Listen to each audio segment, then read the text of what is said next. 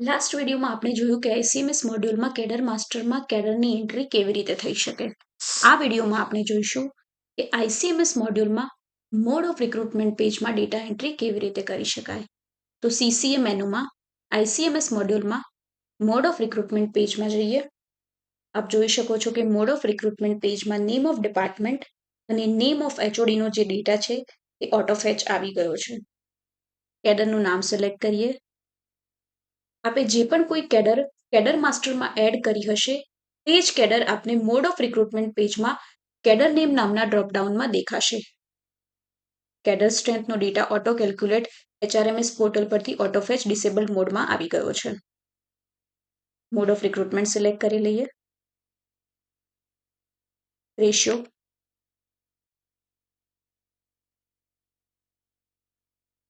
રેશિયોના આધારે કેડર સ્ટ્રેન્થનું આ bifurcation promotion અને સેમી ડાયરેક્ટ પ્રમોશનમાં જોઈ શકો છો.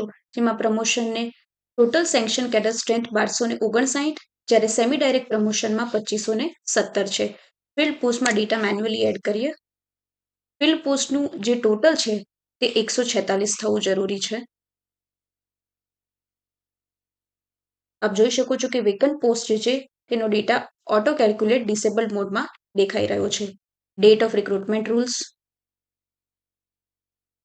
upload PDF of recruitment rules. Is there an amendment? Yes. Date of amendment rules.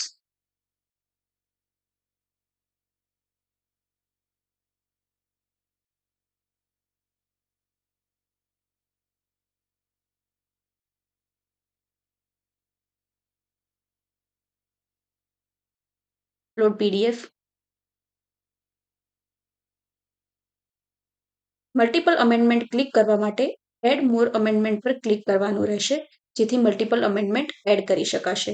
Remove amendment પર ક્લિક કરવાથી અમેન્ડમેન્ટ રિમૂવ થઈ જશે. Is there any previous occasion of promotion done? Yes. Last occasion of promotion. Is there any previous occasion of semi-direct recruitment done? Yes.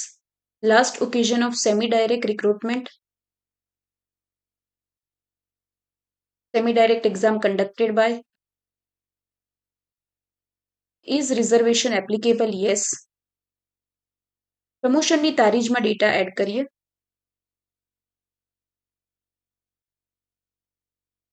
Total sanction post as per Karmayogi. આ row જે છે તેનું total 1259 થવું જોઈએ.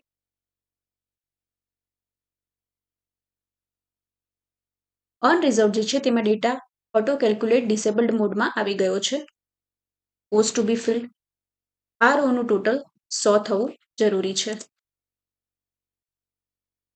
Field post including merit. આ રોનું total પણ 100 થવું જરૂરી છે. Post fill on merit basis. આ રોમાં તમે સેલમાં જે ડેટા નાખશો તે ડેટા ઉપરના સેલ કરતાં ઓછો કે તેના જેટલો હોઈ શકે, તેના કરતાં વધારે સિસ્ટમ એક્સેપ્ટ કરશે નહીં.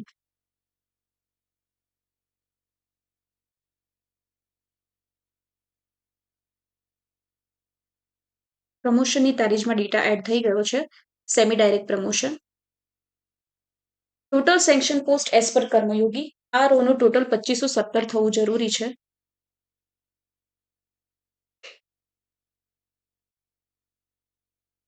અનરિઝર્વડમાં આપ જોઈ શકો છો કે જે ડેટા છે તે ઓટો કેલ્ક્યુલેટ ડિસેબલ મોડમાં આવી ગયો છે.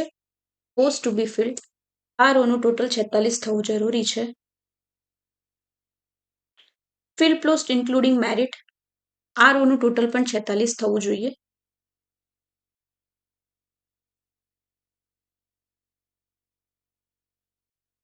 સેમ વે અહીં પણ ઉપરના સેલમાં આપે જે કોઈ ડેટા નાખ્યો હશે તે ડેટા આ સેલમાં તેના કરતાં ઓછો કે તેના જેટલો હોઈ શકે, પરંતુ તેના કરતાં વધારે સિસ્ટમ એક્સેપ્ટ કરશે નહીં.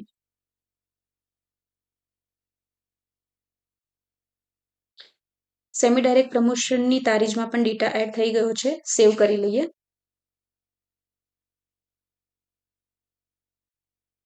પ્રમોશન અને સેમી ડાયરેક્ટ પ્રમોશનના પેજમાં ડિટેલ ડેટા એન્ટ્રી કરવા માટે આપણે અહીં સૌથી પહેલા પ્રમોશન પર ક્લિક કરીએ. પ્રમોશનના પેજમાં ડિટેલ ડેટા એન્ટ્રી કરીએ. Is departmental exam for promotion? Departmental exam rules publish date. Upload departmental exam rules for promotion. Departmental exam conducted by. Last occasion of DPC. Number of officers employees recommended by DPC. Is promotion order issued after last DPC? Yes. How many employees among the last DPC got promoted? Date of last promotion order. Data save કરી લઈએ. આપ જોઈ શકો છો કે promotion green કલરથી highlighted છે કારણ કે પ્રમોશનના પેજમાં ડિટેલ ડેટા એન્ટ્રી થઈ ચૂકી છે. હવે સેમી ડાયરેક્ટ પ્રમોશનના પેજમાં ડિટેલ ડેટા એન્ટ્રી કરીએ.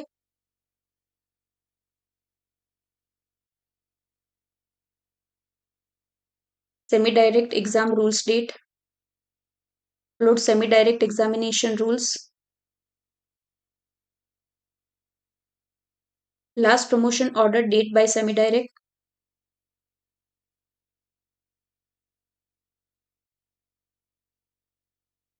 Is requisition sent for semi direct? Yes.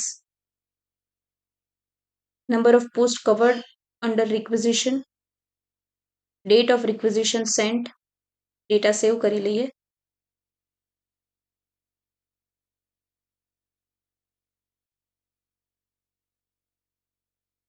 આપ જોઈ શકો છો કે પ્રમોશન અને સેમી ડાયરેક્ટ પ્રમોશનના પેજમાં ડિટેલ ડેટા એન્ટ્રી થઈ ગઈ છે માટે તે ગ્રીન કલરથી હાઇલાઇટેડ દેખાઈ રહ્યું છે. આપણે મોડ ઓફ રિક્રુટમેન્ટના પેજમાં જે પણ કોઈ ડેટા એન્ટ્રી કરી છે તે નીચે ગ્રીડ ફોર્મમાં દેખાઈ રહી છે. તેમાં જો કોઈ ડેટા એડિટેબલ મોડમાં છે અને તેને એડિટ કરવો છે તો એડિટ આઇકન પર ક્લિક કરવાથી તે ડેટા એડિટ કરી શકાશે. ડિલીટ આઇકન પર ક્લિક કરવાથી એડ કરેલી ડેટા એન્ટ્રી ડિલીટ થઈ જશે. આપણે જે પણ કોઈ રિક્રુટમેન્ટ રૂલ્સ અપલોડ કર્યા છે તે વ્યૂ આરઆર પર ક્લિક કરવાથી જોઈ શકાશે અને વ્યૂ અમેન્ડમેન્ટ્સ પર ક્લિક કરવાથી આપણે અપલોડ કરેલા અમેન્ડમેન્ટ્સ જોઈ શકાશે. તો આ રીતે કર્મયોગી પોર્ટલ પર ICMS મોડ્યુલમાં મોડ ઓફ રિક્રુટમેન્ટ પેજમાં ડેટા એન્ટ્રી કરી શકાશે.